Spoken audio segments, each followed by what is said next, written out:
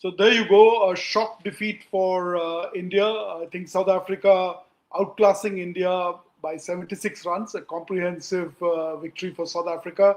I'm sure they will actually be enjoying dinner over their braai in South Africa this evening. Joining me on the show is Bharat Ramraj, and soon Gargi will also be here for all the updates from Ahmedabad. Bharat, first thoughts? Yeah, it was a great performance by South Africa. So a lot of credit has to be given to them. They didn't just come out with plans; they executed their plans, and they had found themselves in some kind of trouble in the first innings. As you would know, they were three down around those lines. And after that, the way they played, David Miller, even someone like Brevis, and maybe down the order again at 167 for whatever it was in the last, just before the last over. It seemed as if India were pulling things back, but again they got those runs in the final over. Tristan Stubbs hitting those sixes, and then obviously with the ball in hand, again they executed their plans. The taller bowlers hit the pitch hard. They bowled a lot of cutters. As you would know, Ngidi is basically the cutter king now, especially with Mustafizur not around in this World Cup. Is definitely the cutter king. Rarely see any change in his arm speed. I think he's a very good bowler when it comes to variations. I think Marco Jensen can, if one fine day, can become the number one T20I bowler. I definitely believe that. There's one fine day, not now, because the kind of improvement that he's showing as a bowler is something to note. On the other hand, obviously, there is a very poor performance from the Indian team. It was definitely not a 111 or whatever all-out pitch. It was definitely a better pitch than that. So the Indian batters were quite poor.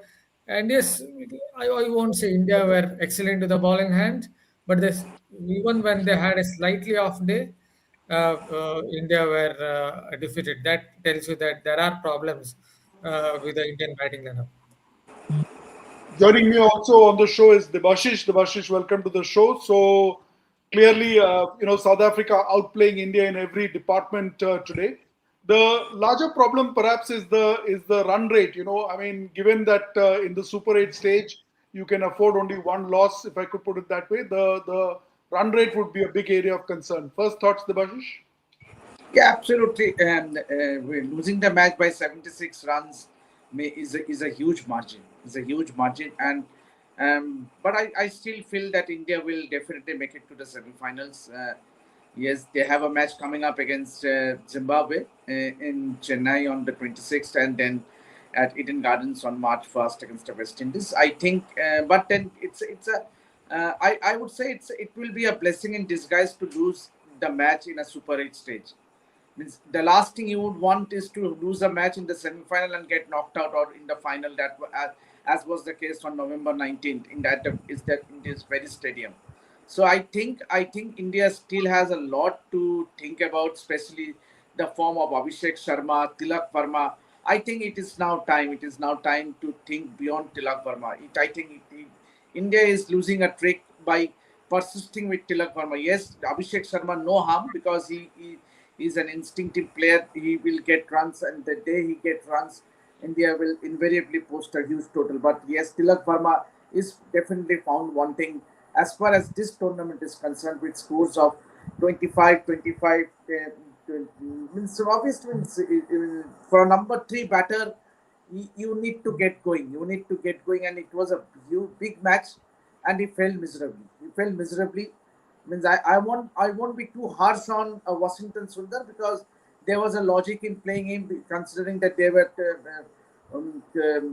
quite a few left-handers in that South African side. But Tilak Varma, I think, with their in India team management, yes, Suryakumar Yadav did backed him in the pre-match press conference, but it will be interesting what he says when he comes up for the next press conference, whether he still backs him or not, because Ravi Shastri clearly in the commentary did say that there is definitely a point of perhaps trying a Sanju Samson. If this failure is being persisted with, then you need to think beyond Tilak Verma at some stage in the tournament. And I think, yes, someone like Akshat Patel and Sanju Samson still have something to offer in the upcoming matches. Let's see. Yeah, quite a lot of learnings there. We'll come to that. But first, Bharat, I want to ask you, in terms of the pitch, did we get something wrong in terms of the reading of the pitch? Because, given the openers that India employs, I thought the ball was skidding on a little too much. And so it was the batsmen were finding it difficult to get under the ball and get the elevation going. And, the way Ishan Kishan got out, for example, was an example of that. The pitch also seemed to be having a lot of cracks, and the ball didn't really come on the way it was expected. Do you think that reading of the pitch we got it wrong? I don't think it was a 111 pitch for a start. It is definitely not one. It was better than that. Yes, South Africa might have got 10 runs, 15 runs extra, but still, in those conditions, you can still get 170, 175, or whatever. I think the taller South African pace bowlers also bowled well. As I noted, they hit the pitch harder. Maybe they got a little more bounce, even with their slower ones. If you notice, they were getting that kind of loopy bounce. So that worked in their favor. Yes, they used the matchups well when it comes to spin bowling. Markram opening the bowling, then Maharaj going round the wicket to left-handers. So this a few of these things they did reasonably well, but I think it is a Indian batting lineup that is basically, barring couple of them, two or three of them, it's basically out of form. I think that is the bigger thing to look at, in my humble opinion, because it is definitely not some 110, 115 all-out pitch. It's a better pitch than that. The one that England played against Sri Lanka, that at least you can say that pitch was more challenging in the sense that maybe if England had scored 160, that would have been a winning total. Although they still won with 146 on the board, but in these conditions, you back a team to at least get 170 or 175 around that mark. Maybe South Africa got about 10, 15 runs, but in the end, that wouldn't have mattered. Looking at how India batted. Yeah. I think Devashish said he'll be soft on Washington Sundar, but I want to ask you, Bharat, a couple of questions. One, in terms of batting, Washington Sundar coming in ahead of Rinku Singh, for example, were those the right choices? And from a bowling perspective, obviously, the South African left-handed batsman got out in the power play overs itself, and so perhaps the reason why he was pulled into the playing 11 that didn't really come out, perhaps except for David Miller. But dropping Aksar and bringing in Washington Sundar, your views on that? See, with matchup, I'm fine with it, but you can't base it on matchup all the time. I think that is where India are going wrong, thinking too much about matchups. As you rightly noted, South African top order batters, the left-handers, couple of them got out right at the beginning itself. And Washington Sundar is still a restrictive off spinner. It's not like Akshar Patel is a bad spinner. Actually, he's a very good defensive spinner, and a left arm spinner can still go round the wickets and try to change up angles against left-hander, and that could help him to negate the threat of a left-hander. It's not like a left-arm spinner can never succeed against left-handers, especially if the ground is slightly bigger, the square boundaries are slightly bigger. Then you can definitely do well against left-handers. So I think India are thinking too much about these matchups. And secondly, when it comes to his batting, see, I have great respect for Washington Sundar, the cricketer in Test cricket. I think he's a really good utility cricketer in that format. In ODIs, he can still be selected here or there, considering the conditions. But in T20Is, I don't think he has that power hitting skills. I don't think he's really made for T20I cricket. Only time I really saw him go after the bowling or land a lot of powerful shots was against Sean Abbott. Unfortunately, you don't get to face Sean Abbott every single time. So that is where it goes against Washington Sundar. So obviously, in T20 cricket, I won't really look at him as an option unless there are injuries, or maybe in franchise cricket. Obviously, he can play franchise cricket because there are about 10 IPL teams, so he will definitely get into franchise cricket. Sure, sure. So Gargi joining us from Ahmedabad. Gargi, a comprehensive win for South Africa. They've really, outplayed India, a win by 76 runs. First thoughts, and what are the fans out there saying? Fans are quite naturally very, very disappointed. The second that Hardik Pandya got out, half the crowd got up and left. The stadium, and Ashok, this is a batting failure. This is a collective batting failure. Probably in this World Cup, this is the first time that the bowling has not fired the way that they were supposed to. But when we talk about the batting, we have been talking about these concerns for a very long time. We have been talking about the entry points of certain batters here. We have been talking about combinations. Number one, why did the Washington Wizards get a go ahead of Axar Patel is the first question that I will ask. The second question that I will ask is why was why was Washington Sundar sent ahead of a Rinku Singh in the power play who could have come in and done a lot more damage. Then we talk about the kind of slowing down of tempo that is happening with Suryakumar Yadav at the moment. We all understand that they are trying to stabilize the innings, but slowing down the tempo to that extent is something that we all have been saying will be dangerous for Team India, and that is precisely what has happened today. There were three phases in the game, close to 2 to 3 overs, where a single boundary did not come for Team India. It was Shivam Dube who hit 2 boundaries to sixes in the 16th over. Before that, it was 11.4 over, 11.4 fourth delivery where the boundary had happened. So if you look at the gulf of the phases where there were no boundaries, if you go back even more, 6.6 is where the last boundary happened, and then after that, in the 10th over, in the 11th over, 10.1 is the exact delivery where another boundary came. So it tells you just how much tempo has been slowing down. At the same time, when Washington Sundar and Suryakumar Yadav were batting, the required run rate at that point was 12.5 and India was batting at 5.5. At one point, it had gone up to 13, yet Suryakumar Yadav and Washington Sundar were batting quite slow. So these are the concerns. And the fact is, we had been saying this for a long time that these are the concerns, and against a formidable opponent, this will be India's weakness, and that is exactly how it's turned out to be. Everyone said, why are you criticizing the team? They've been winning, but you have to also understand the quality of the opponents in the last 4 matches versus the South Africa, who have been brilliant in all of our matches. Got that. Gargi, your voice is a bit low. Perhaps the ambient noise is too loud. So, if you could just maybe speak up or come closer to the camera. But before I go to Devashish... My mic was in my pocket. There you go. There you go. I pointed that out earlier, but thanks. Now it's very audible. But before I go to Devashish, I want to ask you this question. And actually, I'm going to ask all my panelists this question. I thought India's bowling, we started on a great note today. I mean, Jasprit Bumrah was a masterclass today. He's a genius at work. The ball that he got Quinton de Kock out was one of his standard armory. But I thought the genius of the man was in the way Ryan Rickelton was deceived by that pace-off that he did. And Arshdeep also amongst the wickets. Did India lose a trick in terms of not being able to restrict South Africa to maybe 15, 20 runs lower? I mean, at the end of the day, of course, the margin of victory is 76. But did India let them get to maybe 25, 30 runs more than what they should have? Gargi?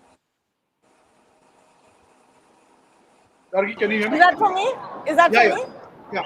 Are you asking me to repeat what I've said before? No. I'm saying, Jasprit Bumrah and Arshdeep Singh got into the wickets very early on. Jasprit Bumrah was a masterclass today. But did India miss a trick in terms of not being able to get them out maybe 25, 30 runs before? Yeah. I'll tell you the reason for that, Ashok. It's very straightforward. We were expecting, and the matches that you've seen here at the Narendra Modi Stadium, you know that for the first 2 to 3 overs, the ball will do its thing.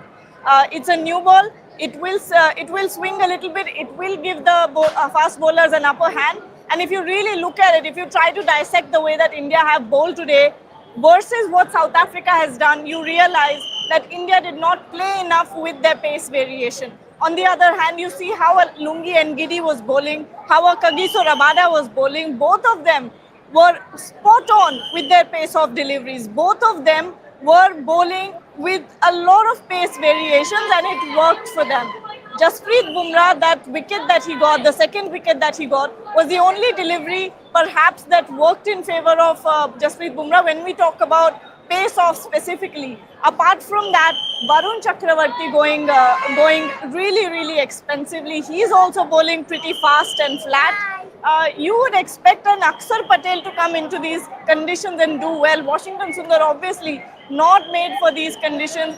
His game, his batting also is not made for the position that he came in today in the power play. So you're seeing actually one after the other bad decisions from the management here, and we had been saying that this will haunt India, and it finally has. Okay, Devashish, your take. I thought Jasprit Bumrah was a genius at work today, especially the wicket that he got for Ryan Rickleton. But did India get the bowling act a little wrong?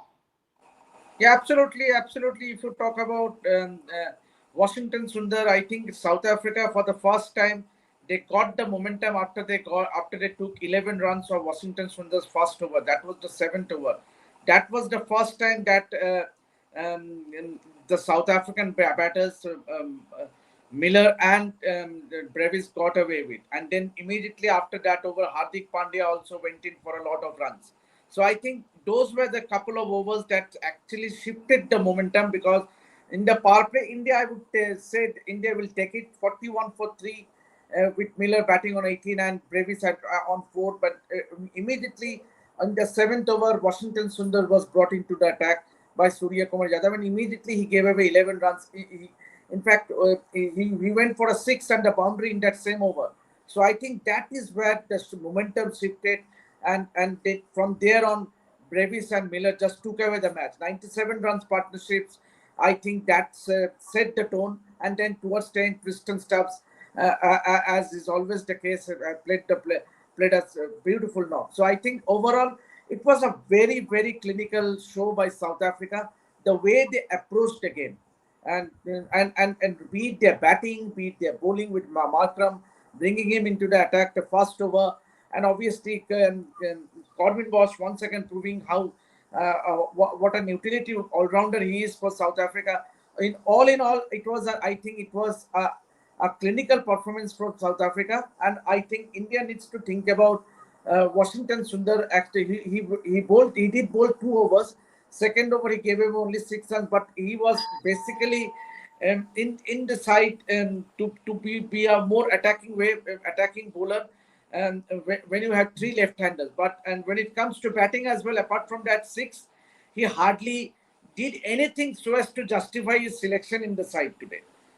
Means obviously Akshar Patel would have been a much better bet, given it is his home ground and he has proved his mettle in this T20 setup.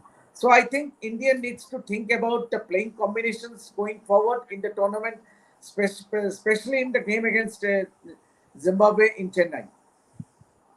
All right. So let's take a few questions. A lot of comments coming in. Ishan Gadve says off day before winning the World Cup. Brojo Gopal Devnath says Kuldeep ebong Akshar ke boshiye Bharoter joy Oshambhav. Devashish, quick comment. I see. Obviously, Washington Sundar is coming back from an injury layoff, and yes, it was absolutely perfect to try him in the game against Netherlands. But when it mattered, means obviously in such a crunch game where means a lot is at stake. Means when you talk about a final before a final, assuming that South Africa is a very strong side, and you try out a Washington Sundar just on the basis that there are so many left-handers in that opposition rank. But clearly that selection is not justified. Whoever might argue, I might say that it is not a justified decision to get in on Washington Sundar, either Akshar Patel. Yeah, Washington Sundar could have played. No problem in that, but not at the expense of Akshar Patel. Akshar Patel in this setup, particularly in T20I setup, is by far is long way ahead of a Washington Sundar. Be it with his batting, be it with his bowling, be it with his fielding. Even Washington Sundar gave away 4 runs while trying to dive forward and take a catch near the boundary. So clearly, someone who is coming back after an injury and then to straight away send in such a crunch match, I think Indian think tank should have thought twice, given it a thought twice. But as is the case with Gautam Gambhir, means obviously he sticks to what he thinks the best. So let's hope that India bounce back in the game against Zimbabwe. Okay, so Shubham says we need players who can make a comeback after 24-3. That's fine. Sanju Samson. Raj Aryan says remove Tilak, Sundar, and Rinku. I'm going to skip that. Without consistent batting, we can't win matches. Fitmong says more than the loss, I worry about the intent today. No counter attack from our batters. It was an out and out surrender in a big game. Bharat, was there lack of intent from India? Lack of intent, or they were just outclassed. I think that is what I would say. It was just downright bad batting from the Indian team. See, basically, India seem to depend currently on Abhishek Sharma and Ishan Kishan. If these two fire, then the Indian team suddenly looks something different. Because yes, even if Abhishek Sharma is out of form, opponents will still be thinking about this player because they know when he comes good, he can just dismantle the opposition. And someone like Ishan Kishan also is in really good form. I have to say this: I don't think Suryakumar Yadav is at the peak of his prowess, despite his brilliant knock versus USA. This is not the Suryakumar Yadav I have seen and admired over a period of time. The shot that he got out was a strange one. Somewhere it seemed as if it was a really loose delivery that should have been hit for a six. Somehow he found that fielder at mid wicket. That was a very strange way to get out. And Tilak Varma, obviously, I think he has his struggles in his spin. It is not just off spin with his kind of side on stance. The left arm spinner can go round the wicket and tuck him up. And there could be some tall seamers. Again, with his left-hander having that kind of side-on stance, a tall seamer can also tuck him up with a hard length delivery. So he's also going through a bad phase. So it's more. I don't think it's about intent. It's just a batting lineup that's out of form, with some of them getting found out by the opposition teams. Got it. Targi, there's a comment from Vaibhav Targi. You can take this. He's saying people overestimated Tilak a lot after that one innings in the Asia Cup finals where he scored after multiple drop chances. He's not Virat Kohli. Drop him for the next game. And quite a few comments around Tilak Varma on the chat. Look, Tilak Varma's batting has been a concern. Suryakumar Yadav in that last press conference also spoke about the fact that Tilak Varma is not happy with the way that he's batting. You know, there is a contradiction here from the management. At one point, they are saying that Tilak is playing exactly how we need him to play. Sitanshu Kotak came out and said that. Morne Mokul came out and said that. At the same time, so if Tilak Varma is doing exactly what the management has asked him to do, why is he unhappy with his batting then? Right? You can read between the lines and understand that there is a bit of a cover-up happening here. In the press conferences, the staff that is coming out, Indian skipper as well, they are not being as transparent as we would like them to be. And we are not getting the right sort of insights. But we have been talking about Tilak Varma. Back in Colombo, that was a one-off game that you could actually say that, okay, this is the kind of batting that was needed at the Premadasa wicket. It was a tricky wicket. But when we think of the other games here, your opponents were not of as good quality as South Africa. Still, you slowed things down in the middle overs. Suryakumar Yadav also taking on a more conservative role. At the same time, Tilak Varma is anchoring. And in these middle overs from over 7 to 15, you're seeing India absolutely go into a shell, which is not something that will work for a very long time. Indian management is calling it adaptability, but you have to ask the question, are they afraid to lose? Today as well, the kind of batting that was happening, there were 3 phases in the game where India went without any boundaries. Over number 6.6 to 11.4 are the overs where there were no boundaries at all. 11.4 to 15.1, no boundaries. 15.1 to I think the 18th over, no boundaries. So this is the kind of slowdown and the pace off in tempo that you're talking about. And we had been, sort of flagging these concerns for a long time. Fair enough. Devashish, a comment here from Prosenjit Mitro. He says, we will hit every ball no matter the score. Works in bilateral and Asia Cup, not in the World Cup. Your thoughts? Also, linked to that is a comment which I'm going to add to that. Someone here is talking about we need more experience, and the lack of experience is the problem here. Devashish, your thoughts?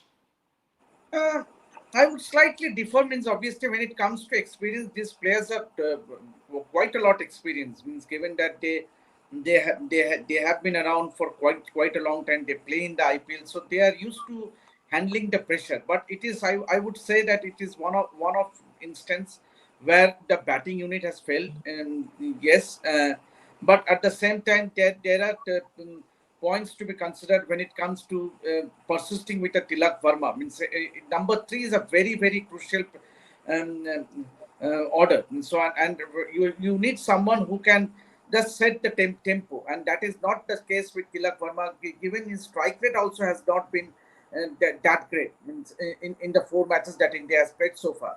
So I think perhaps it is time.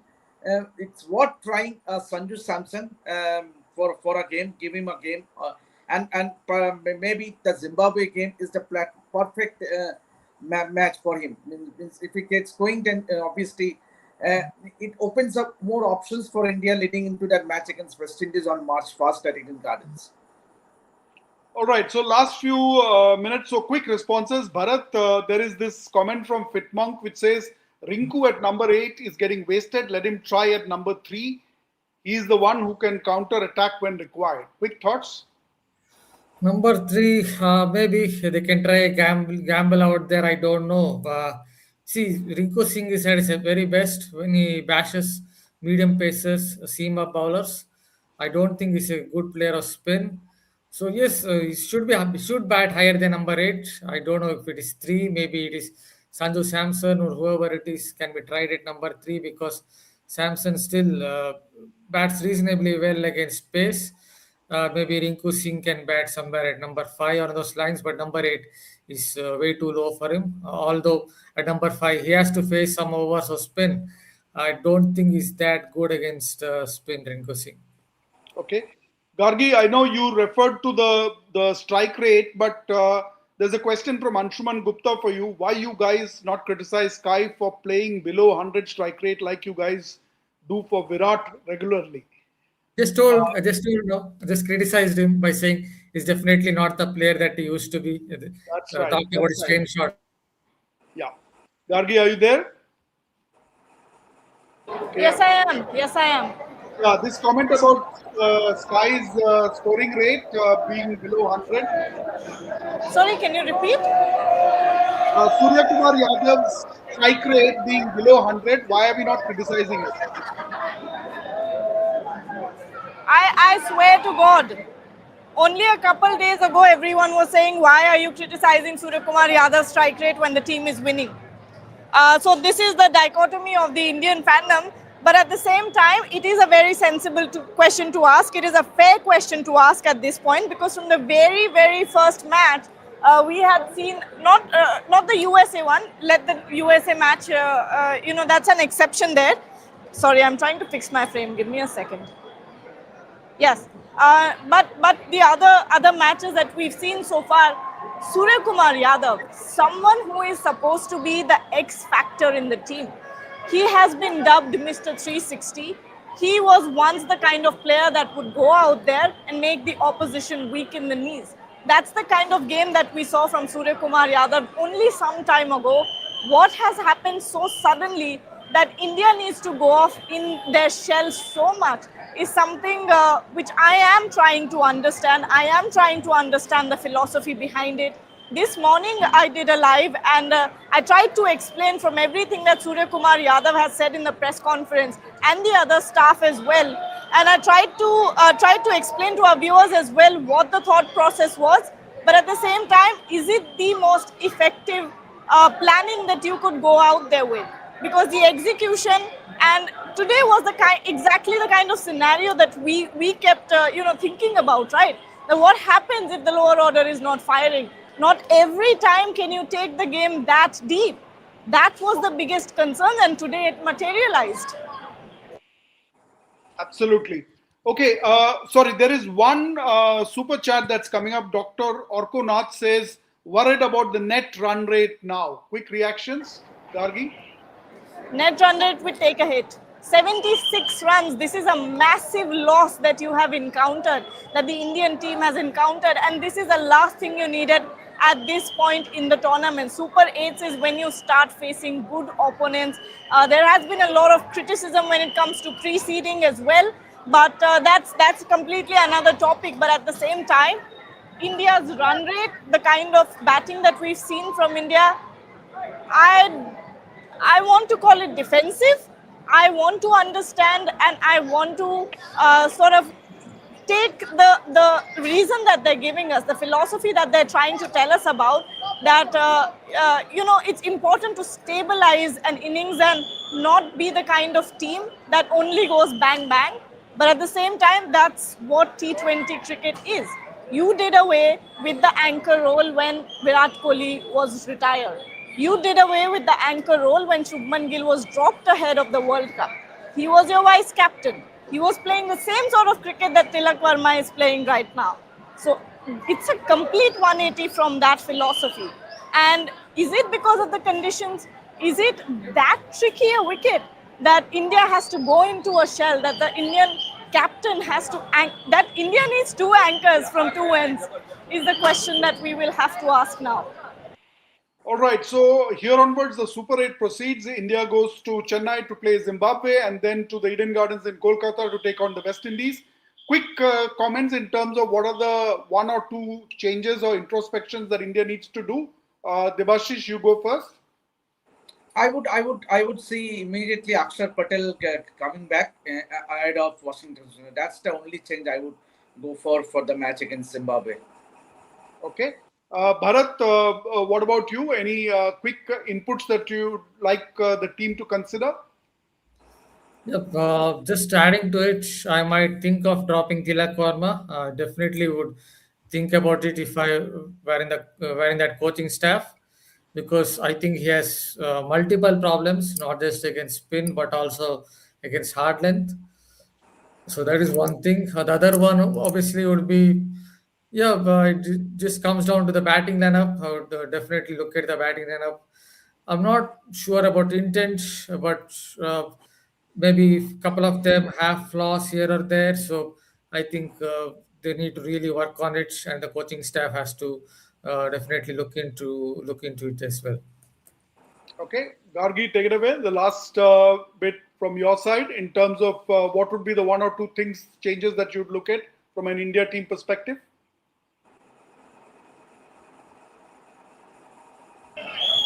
There's a massive amount of whistling that's going on right now. Ashok, can you please repeat that? I was saying, the last bit on the show, basically, what would India look at in terms of changes? What are the one or two changes that India would look at as it goes into the next two matches in the Super 8 stage? I think there are two major concerns here. One is that the Indian management has to figure out the entry points of certain players. I think today Washington Sundar should have been held back. It should have been Rinku Singh who came out to bat, who should have come out to bat in the power play. The other point here is some pace off from the bowlers is what you need. Again, bowlers have not saved, but in the past 4 games, bowlers have been performing way better than the batting department. So I'm going to call this an off day where something did not work, things did not click right for the Indian team, especially Varun Chakravarti and Hardik Pandya, who went for 47 and 45 runs respectively. The third point is they need to work out the combinations here. Akshar Patel should have been the player to have played the game, not Washington Sundar. The conditions do not ask for it. And the fourth point will be obviously the batting. You need to figure out why the tempo is being slowed down this much and understand the conditions well. Of course, like Mone Mokal said, that there's no way of guaranteeing or rather reading how a pitch is going to play 100%. It's never going to be a guarantee that your reading is going to be 100% accurate. But at the same time, these things need to be addressed. And the fifth point, finally, is the amount of left-handers in the batting lineup. It's becoming a little too predictable. You're right, too predictable. All right, so I guess an off day for India, not really an issue with intent, but full marks to South Africa for outclassing India today. We will keep giving you all the updates on Rev Sports. Do not forget to like, share, and subscribe to the channel. Thank you, Gargi, Bharat, and Debashish for joining me on the show. Good night.